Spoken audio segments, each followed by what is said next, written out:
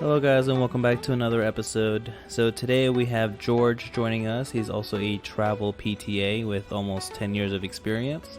So today we're going to be talking about his travels, kind of some tips about if you want to join travel.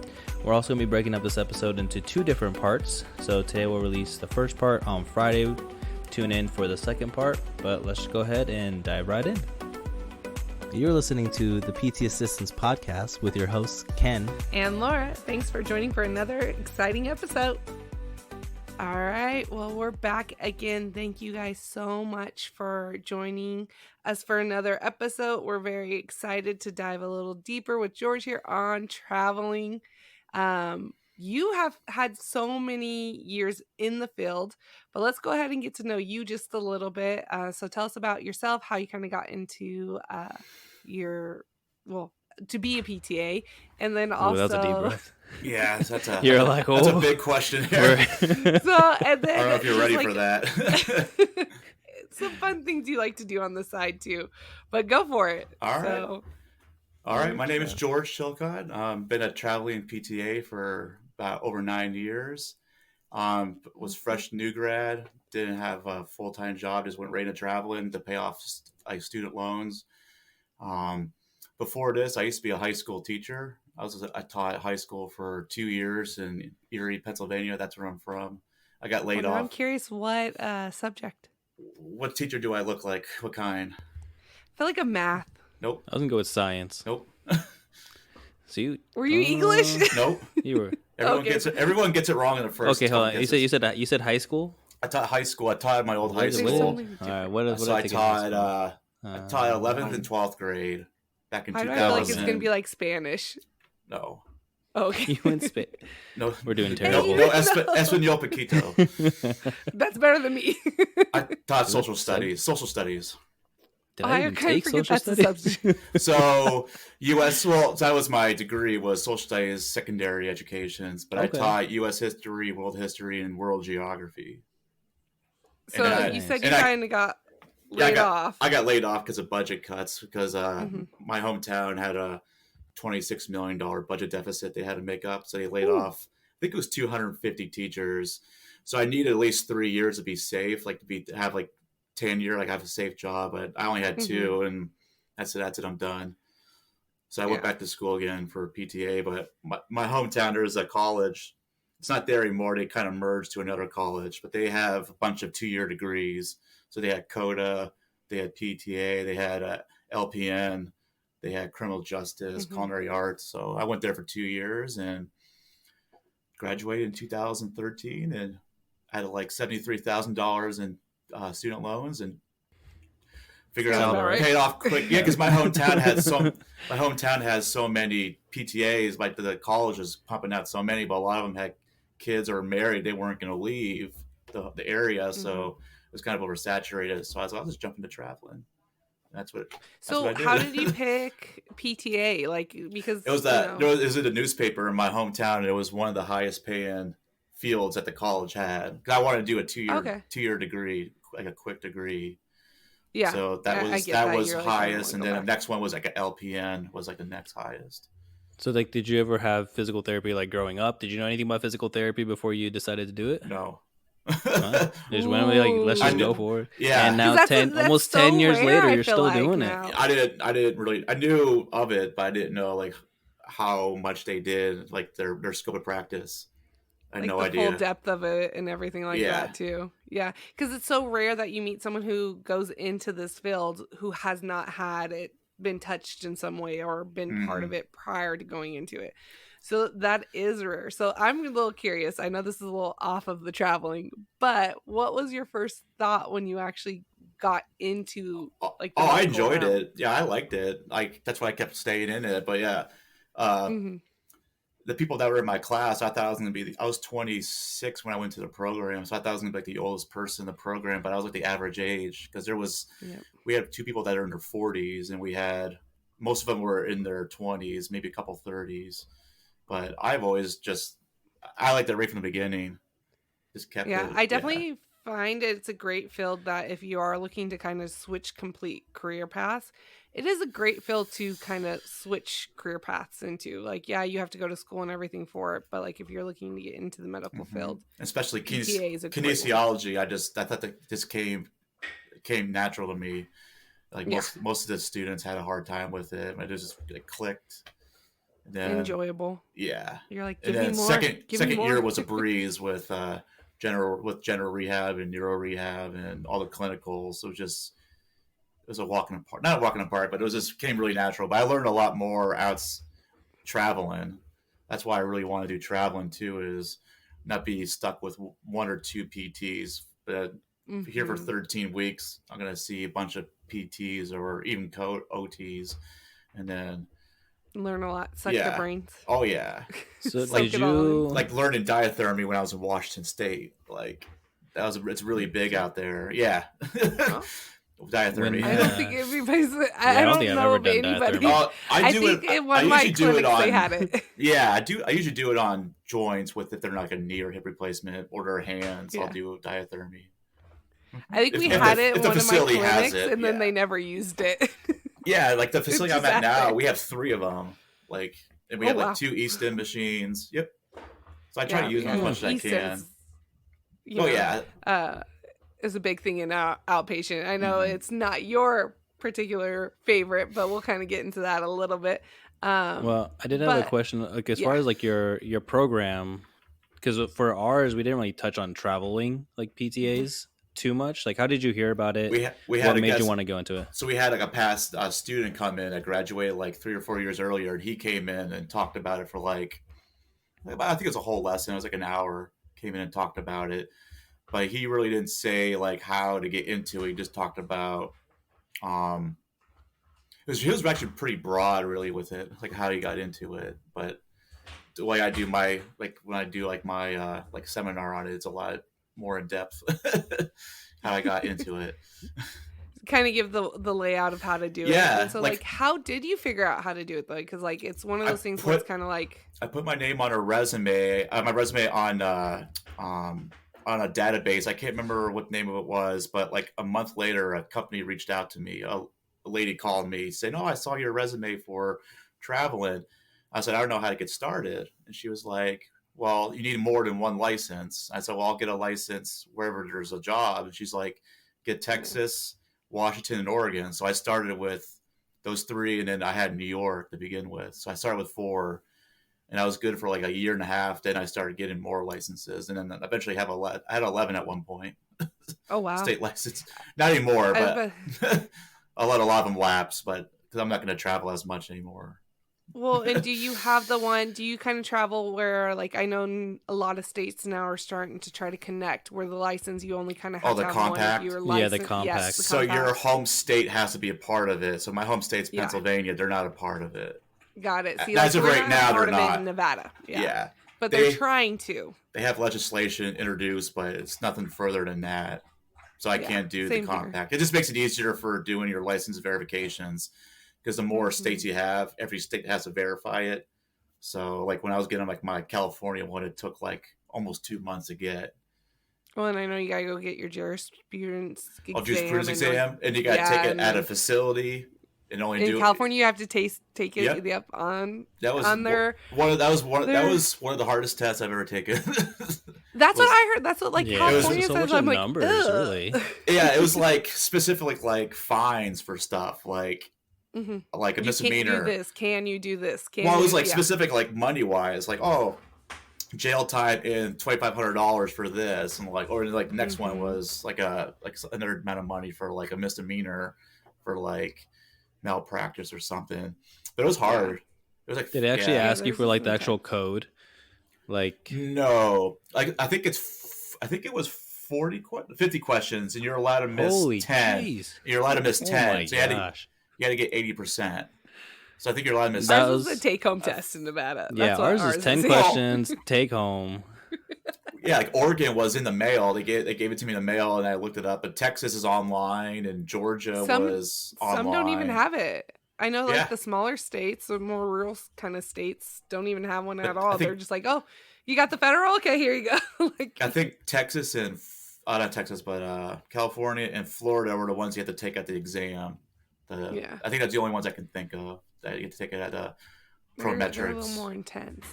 Yeah, But so, like, do you stick with one company? Because we've kind of that's heard the best thing is to kind of grab from multiple and I don't. companies. Yeah, I don't do that. So you stick with one. Yeah, because I mean, it'd be different for a PT or OT, but for assistants, there's going to be less jobs. So, like, a lot of companies are going to have the same jobs. Like, a few times I got submitted for the same job by 2 companies. I've only worked for 2 companies for 9 years. Mm-hmm. So I worked for Delta for 8 years, and I worked for AMN for a year and a half now.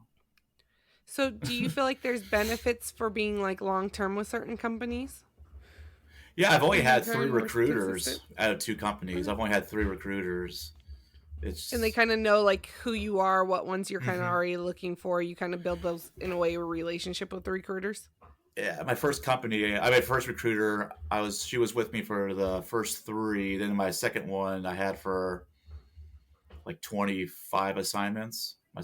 Oh My wow. recruiter, yeah, and then there was nothing available, so that's why I switched companies to AMN, Mm-hmm. Med Travelers. Wait, so So I've you're Okay. been, part of both right now, or just one? I just work. Well, I just work for AMN now. I could work for Delta if they had a contract, but they haven't had one. Usually they're smaller companies, so they have less to choose from. But their Yeah. direct contracts you get more money for direct contracts. But all they had available at the time, like I think it was October 2021, it was all California. I was like, I'm sick of California, so I left. So yeah, it's like I want to go back You're East like, I lose Coast. half my I was, money. I didn't spend that much money. Where I lived at was like $800 a month for furnished room, so it wasn't too Oh, that's bad. not But in That's California. not bad, right? That's dirt yeah, cheap. I won't pay Do more than you $1,000 a month. do you use an app? Like so like my brother's a travel nurse in California. Hmm. So like I know they for nursing they have an application that he can go online and pretty much he can get cheaper rent, furnished rent within close to wherever he's working. Is it Okay. kind of the same way with PTAs? How do you find your lodging? It was learn as I go. So like Mhm. I have a list here of all my assignments on my my computer. My first 2 were the company provided for it because I didn't know how to find on my own place at the time, so they provided for me, so it came out of my paycheck. Okay. My second and third one, my third and fourth contracts were hotels, and then after that, it's been Airbnb, Craigslist, Furnish Finder. So that's all I've been using the past since 2015 has been Airbnb, Craigslist, and Furnish Finder. I never thought about that. Like, if you're starting off, how like talk to the company about kind of Yeah, working with you to help you set up that and because I feel like they might be good with that. my first recruiter was like, it'd be easier if we find it for you, and then you think this is like to learn the ropes. But Mm-hmm. they gave me this 2-bedroom apartment for one person. They gave me like for all this furniture, like a You're 60 like, I inch could save more TV. money. I was like, I don't need all this. Yeah, so I was getting pretty low paycheck with all that. Like, so I got what was left over. I was like, I don't want to do that. So that's why I did a motel, then a hotel, and Yeah, then after the but maybe hotel, did it feel like it helped you though, kind of having the first one already like set yeah, up in a hmm way, like where you're less like, hassle to okay, try to find something like, yeah, and then you're like, okay, I'll take the less money up front for this very hmm first one just because of the fact that okay, now I feel like I can get my bearings, what it's like to actually travel hmm and not have to stress the very first one or very first yeah. 2 of finding That's what I housing. suggest to any new traveler: to have the company provide for if you can, and then just use. And then there's probably, I mean, those are the 3 websites I've used. Craigslist gets a little tricky because you don't know who you're going to Yeah, run into. But it Yeah, sounds a little that's sketchy. well, yeah, and just a if tad. I met some cool people on there. And Furnish Finder I've been using recently since COVID. Well, 2020, I've been using Furnish Finder. That's more for just traveling professionals for Hmm. nursing, PTOT, speech. Okay. I've been. It's mostly So yeah, okay. nurses, but they can be any therapists too. Any of them, yeah. Hmm. Which that's kind of cool, yeah. Because like my brother, I think one time he rented out a back house in like North Hollywood because that's close to where he was working, and it was like a furnished little back house that someone just always rented out to nurses. And so he found it that way. Now, I know you mentioned that you're part of a like group where it's for like for new grads. For like for like travelers. traveling therapists. Yes. Yeah. Like when I started, there was nothing for any material how to get started, but I'm friends with 2 PTs and they're travelers as well. They have their Facebook is called Travel Therapy Mentor. It's like so there's students in there. There's ones that are like aspire to become travelers. There's travelers in there as well. And I've met them a few times. They're pretty cool people, but they do a lot of videos. They used to do weekly videos about jobs, like different topics, but jobs. They post jobs on there, like just how to get started in traveling. Like when I started, there was nothing.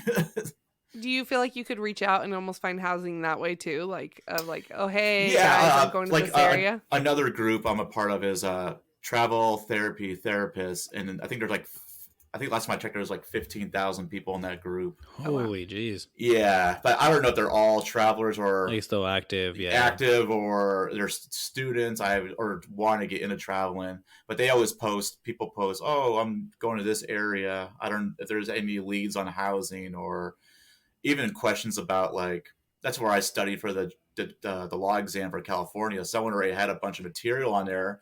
Nice. Documents. So I just downloaded it and started just use that for my notes, like 10 pages. I didn't even think about that. Yeah, there's all kind of stuff on there. It's just for material.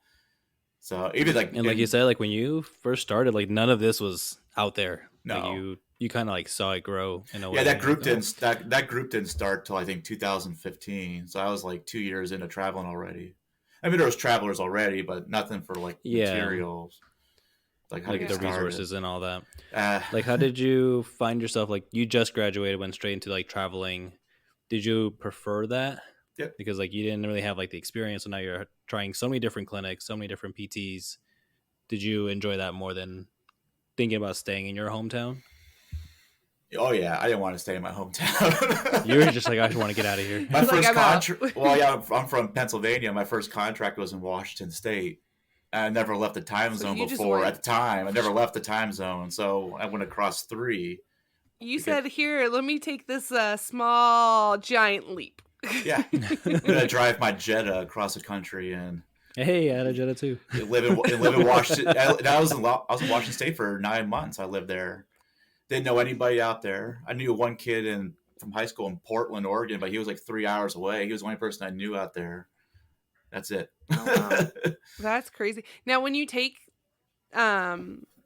contracts from different states, like, so what is the taxes based out of? The taxes are based out of where you're the state you work, right? Yeah, the state you work in, or is it the state you work in? Mm-hmm. So, like, if you could take a bunch of like jobs in Nevada where there's no state income tax, and it's almost kind of like getting a little just like bit of a Washington State and Texas don't do state tax. I worked in, but like 1 year, I think I had to do 4 state taxes. I can't remember what off the top of my head. It was like Virginia. Oh, I didn't even think about that. Yeah, so like I did 4 contracts in 4 different states, so I had to do 4 state taxes. So do you do it on your own, or do you just find a tax person? I do it on my own. Easy. Okay, just TurboTax it. TurboTax or H&R Block. I've been. Oh, there you go. Yeah, with I do cryptocurrency, so I do TurboTax because you can just download your spreadsheet and then just put it in there, and it'll do it for you instead of trying to figure out how much. Manually put everything. Right. Yeah, because TurboTax does it. So I'm not. Cause I used to do H&R Block. I've been doing that for years, but then TurboTax offered that for free. I was like, all right, I'll do that. So this might seem random, but I feel like I don't know, this is where my brain goes in general. It's like, is there for taxes anything special that you need to like keep around to make sure, like receipt wise or anything like that, to make sure you're getting the bang for your buck? The only one I can think of is if you're doing home health and you're not getting the government rate, like I think it's 58 cents a mile, but like some places go lower. Like I know around Texas, they were doing 32 cents a mile. You can claim that gap. I think the rate was 55 and 32 to 55. You can claim that. I never did because just trying to figure out all the math with how many miles I drove, that like how much money it was not like, yeah, it was just confusing. so I ain't worried about it. Yeah, I never did anything with a I didn't even think write-off. about that. Yeah, that's the only one I ever. Yeah, I never really buy anything for work. Maybe like when people buy scrubs, they can do that as a tax write-off. Yeah. Maybe. Do you But run into that where like is since you're a travel, do they require you to have certain uniforms usually or anything like that? I won't wear scrubs. You, What? I find them they're so so comfy. comfy though. I've turned They're like down pajamas. I've turned down 2 jobs because they had scrubs only as their uniform. I said no thanks but no thanks. I won't do it. I don't doesn't look professional for a PT or maybe for nursing, but I don't like it. I feel like the old school scrubs where they were just like kind of like there Like and yeah, hanging, like where they had loose no and structure and they just look Yeah. horrible. I agree, but some of these new ones out there, because like we used to work at a place where it was that's all we had was scrubs, but they did They're, like the more nice fitted. scrubs. They were fitted, they were fit nice, they tapered at the legs, like they were good, and oh my gosh, they were so comfy, and it was great because no matter what exercise you did, like you were moving. Now I'm like in like pants and like they don't stretch That's out. when I work business casual. That's one of the questions I ask. What's a uniform for the yeah? When I hear scrubs, I was like, they say, "Oh, business casual as well." I'm like, "All right." You're like, "I'll come."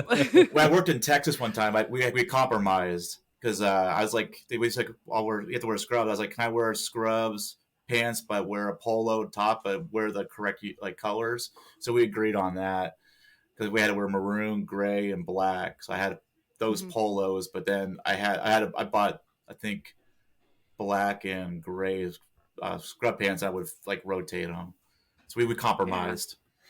Yeah. But I did one contract. I did one contract with scrubs, and I'll never do it again.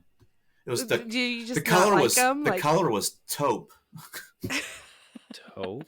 Maybe that's also why it was not your. I didn't even have anything that looks like that color. You be close to like Ken's sweater right now. Yeah, it's maybe like a lighter version of that. Lighter version. It's like a light it's like tan. Kind of like this in a way. Yeah, what I've got going on right here. Actually, this skin color.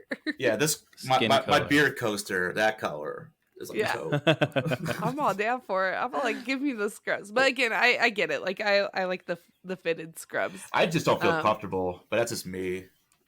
I feel like they're pajamas and they're amazing. But I also we worked for 4 years in scrubs practically because that's how you got used to it. Yeah. So now I'm like, I have to plan, and the best part about scrubs is I never had to plan my outfit. It was just there.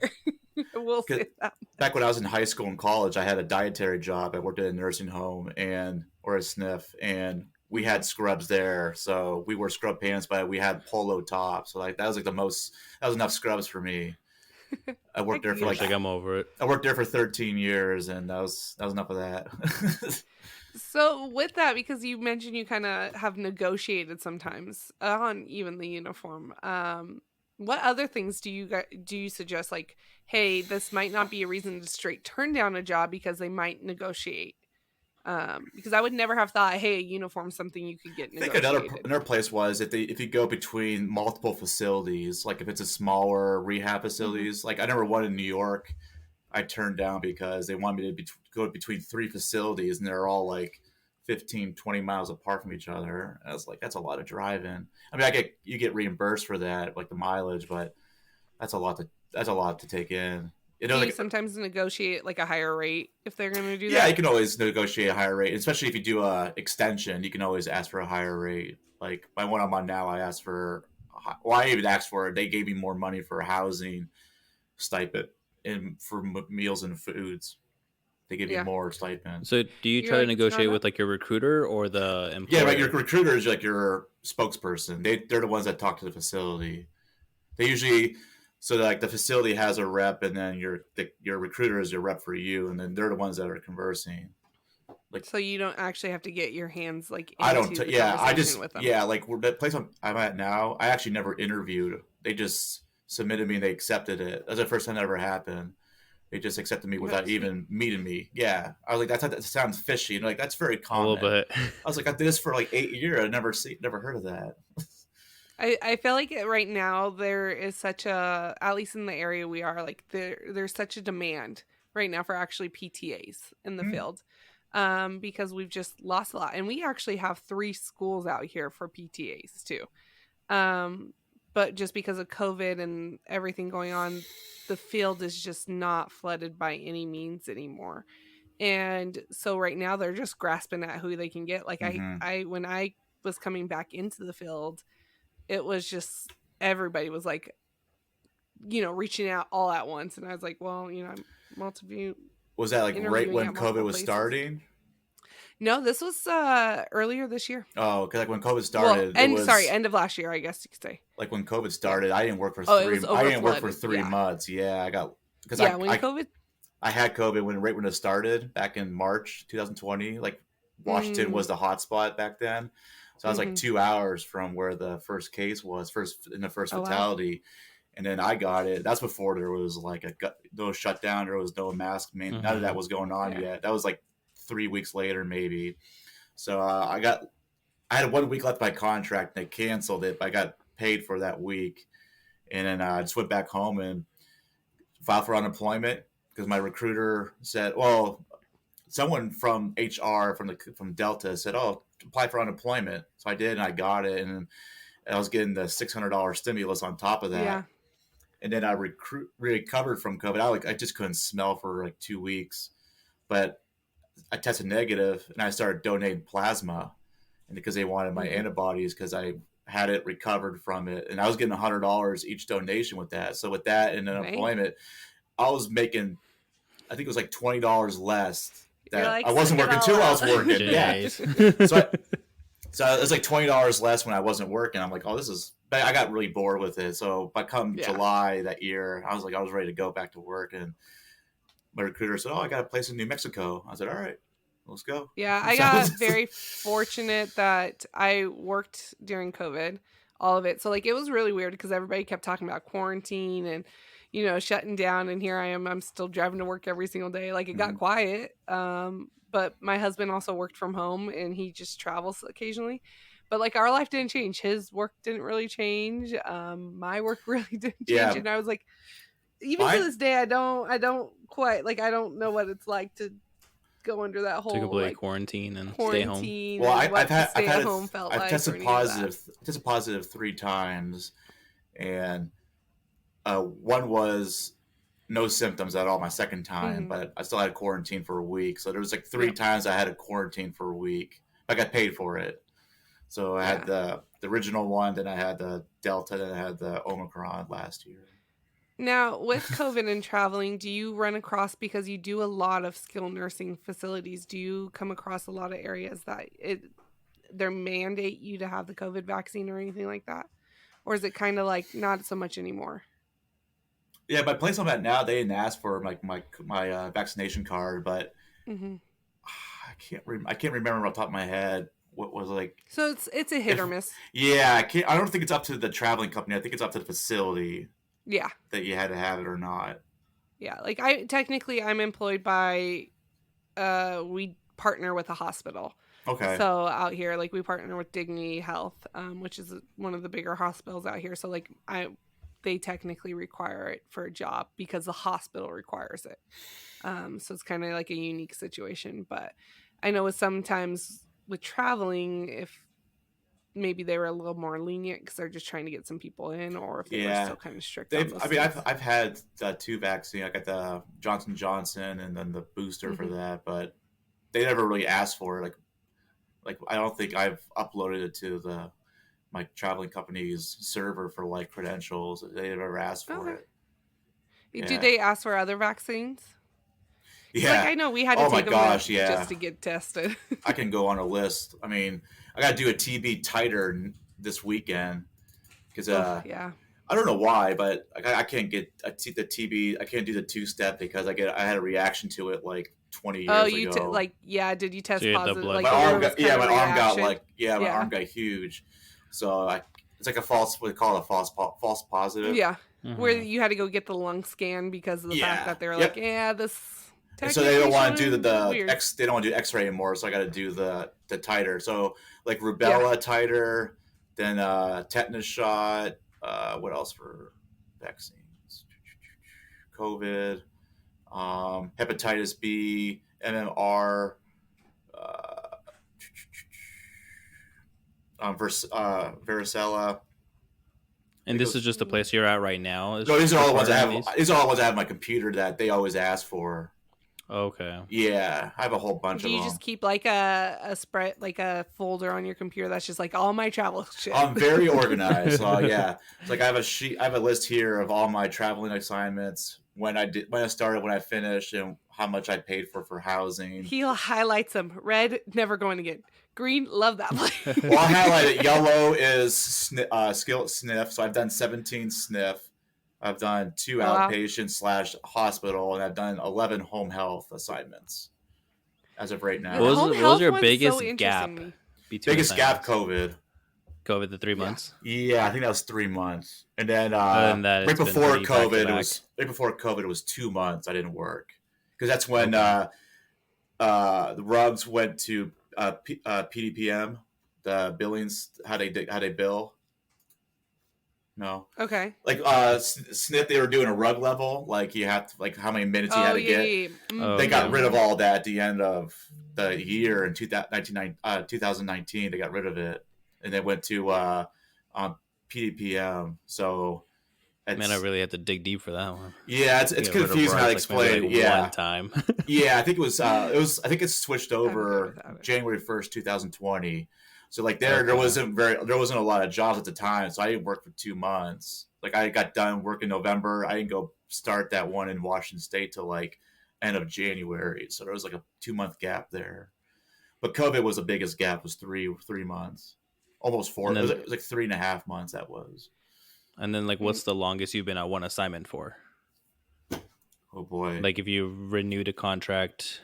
Because one my last one I was at, I was there for a year. That's why I had to leave. I can't be in for travel. You can't be in the same place for over a year, the same 50-mile radius, because then you're considered a permanent traveler, a permanent resident. Yeah. So I was in a town. I was in Fishersville and Staunton, Virginia, and I had to do something that was 50 miles outside of it. So that's why I came to outside of DC. Leave and then maybe come back. I asked to come back, but they don't need a PTA. They need a PT traveler. So, but my plan is to go back to next time that part of the Virginia in the mountains eventually when I retire from this. All right. Well, this is already so much, and the first episode of 2 with Gio, it was kind of hard figuring out a good place to kind of stop this episode before we transition to the second, but we're going to go ahead and stop here. So if you want to catch the second half of the interview with Gio, make sure you tune in on Friday.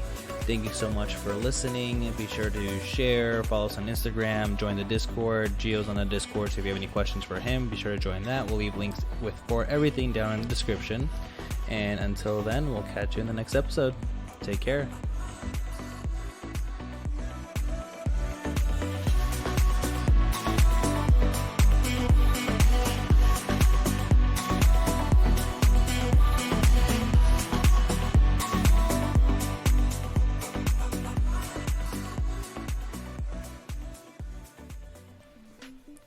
The information in this video or podcast is not intended nor implied to be a substitute for professional medical advice, diagnosis, or treatment.